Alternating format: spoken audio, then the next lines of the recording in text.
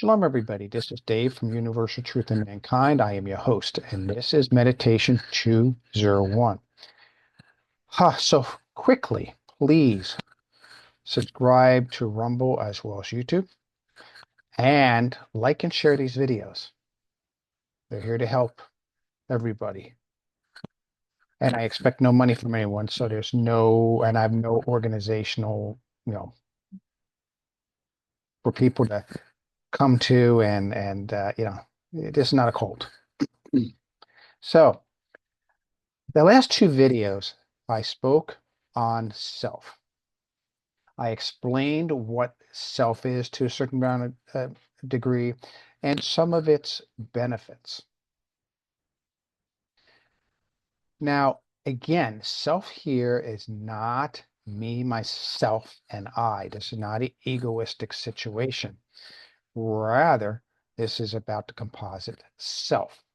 It's about we consisting of several components that need to come together and cooperate, and we end up with our true identity. It's that simple in concept. I'm not saying it's that easy to implement, but that's what we are after in terms of self. Apologies, I'm still recouping from this cold. Every day I feel better and better and stronger, so I am getting there. All right, so let's move on a little bit more about the composite self. We comprise of a soul. Now, when I say soul, I'm talking about an upper soul. Yes, we can say there's a lower soul. For example, we know that in the 5 books of Moses, the Torah, it says that there's life in the blood. Now or the soul is in the blood. Now understand that that soul is not the same soul as the upper soul. One day we'll get more into that perspective here. So the upper soul, what is the upper soul? Well, you can call it Neshamah. I'm sure you heard people use the phrase, oh, a Jewish Neshamah. That's a misnomer.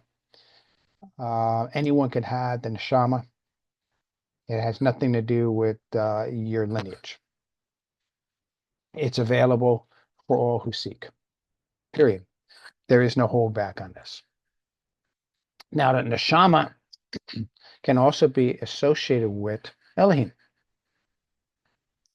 So there is the idea that we're created in the image of God, in the image of Elohim, which I spoke about in the last video, where through this familiarity, this common connection we already have built within us, we are capable of connecting with the Creator and understanding the Creator in a very personal way.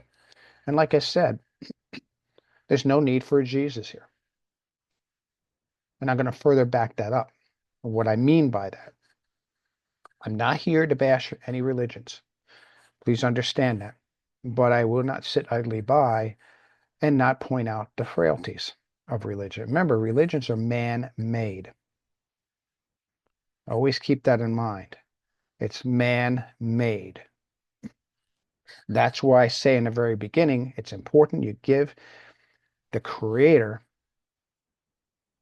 your loyalty. The Creator is the ultimate authority in your life, not any other Elohim, not any other person. If you had not heard the previous two videos, please go to the description below and go to playlist Meditation 201. And please listen to all these videos in their entirety. Don't skip, because you're going to miss certain details and some nuances. I'm being very deliberate, detailed, and structured in how I present my information to communicate the best I can what I mean by self. Okay, so we have the Neshamah, which can also be, like I said, it's the soul within us. Now, what is a soul, real quick? A soul is a level of awareness. Some call it a frequency.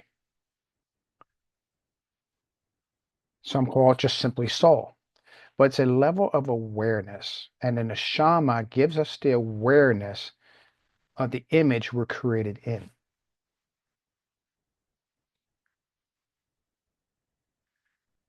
But it also has another beautiful aspect to it that is often overlooked, not discussed, and is, I don't know, I'm almost tempted to say ignored, and I don't understand why. But like I say, the typical Kabbalah class, the typical Kabbalah teaching out there is an institutional teaching. I'll just call it what it is. I'm not saying it's bad, but if you understand what it is, then you can implement it into your life in a more personal, spiritual manner. So, neshama, what's its purpose? Well, we all know that that Adam came from above, and what happened in chapter 2, he's put to sleep. Now we can discuss what sleep means in many ways, but sleeping is a division of consciousness. Probably the best way to look at it. So the division of consciousness took place, and out of that, a male and female, Ish and Isha, were created, two souls, a male soul and a female soul. And these two souls eventually, in chapter 3, inhabit mankind to raise man's consciousness. That's what happened 6,000 years ago. Not that the world was created 6,000 years ago. It was created a lot longer than that, way back before that. But man was in search of his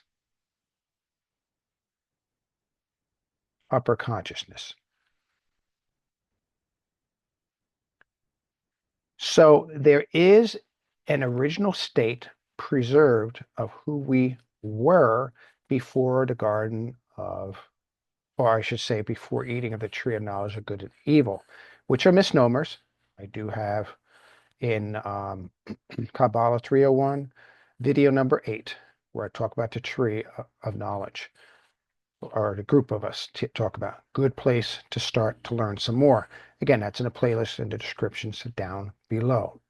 Okay, so this neshama is the upper soul, and it's us in our completeness. It's a state we started in. It's also the state we're going to end in. We're in the middle right now where we are in a situation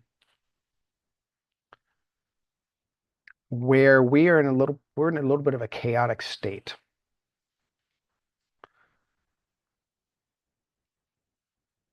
We have to get rid of the concept of good and bad. Our souls are reincarnated over and over and over so that we can learn and that we can become better. Maybe saying, well, look at the world, things aren't getting better. Well, actually it is. How do I know this? Because a lot of the stunts that are being pulled now could not have been pulled 100 years ago.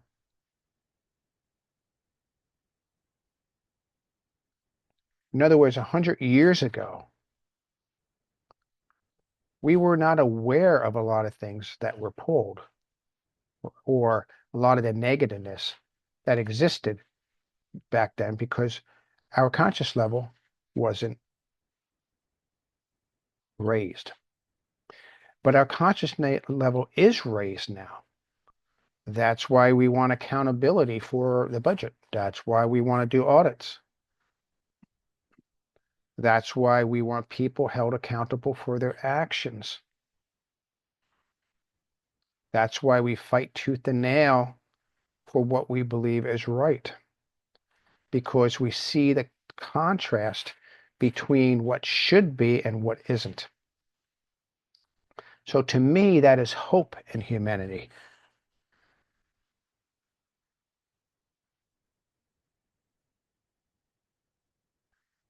So this neshama is us in a complete fashion, and is us in a state we're eventually going to return to. But in the middle, we have to learn how to become better people. And that's why I talk about self, because as we bring ourselves together into a composite unity, we ultimately become a better person and more consciously aware person. So that's the reason for the upper soul, and it's also the reason why we need to learn to connect to it. So it transforms the lower souls and helps the lower souls become what they're supposed to become. Now, let me explain a few other interesting details before I end here that may help you. We all heard of Göbekli Tepe. I'm not necessarily saying that I am pronouncing it correctly. There's a lot of good videos on it. Please go and take a look. Göbekli Tepe was discovered in Turkey and is considered a temple complex that was buried on purpose. The people at the time buried it for future generations to interpret and to view. And what I find fascinating is, I'm not saying I'm the world's smartest person. I'm not saying that I am all correct either. But when I first saw Göbekli Tepe, the pictures of them, I kind of felt like I knew what they were trying to tell us. Some of the statues, actually all the statues they have that I know of, have no heads. And it's very clear that some of the statues are referring to leadership. And to me, that's saying that we are ruled by people who have no idea of reality. They have no consciousness that is of any benefit that helps us to grow. There's also appearance of like ordinary people who also have no heads. And yet they're spreading out arms like, here we are. To me, when I read that or I look at it, the way I interpret it, correctly or not, I see the common man looking for a higher awareness, but they didn't have it. They were screaming, they were yelling, they were begging for a higher soul. They knew there had to be a higher one. And that's one of the ways I look at Göbekli Tepe. There's a lot of other details I noticed too, which I find fascinating, but I have not touched on those. The place fascinates me. I'd love to visit it one day. Also, 6,000 years ago, it's very clear in chapter 2 and 3 of Genesis that mankind was given the ability to raise to a higher conscious level, a higher awareness level, a higher frequency level. And that's where we are at in this time, where we need to either get on a bandwagon and start permitting ourselves and working at raising to a higher conscious level, yet at the same time, keeping all of our lower conscious levels intact at the same time, a composite unit, or we're going to miss our future.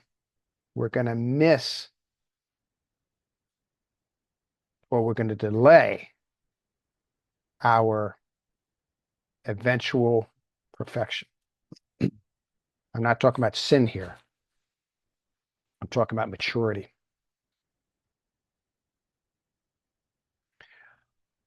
Stay tuned. I will be doing another video. I hope this was helpful, and I hope this gives you a perspective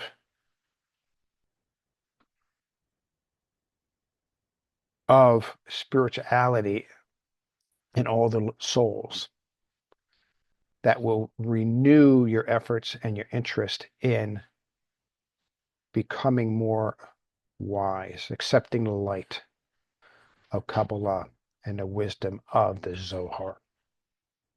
Take care, everybody. Thank you so much. And please like and share. Shalom, shalom.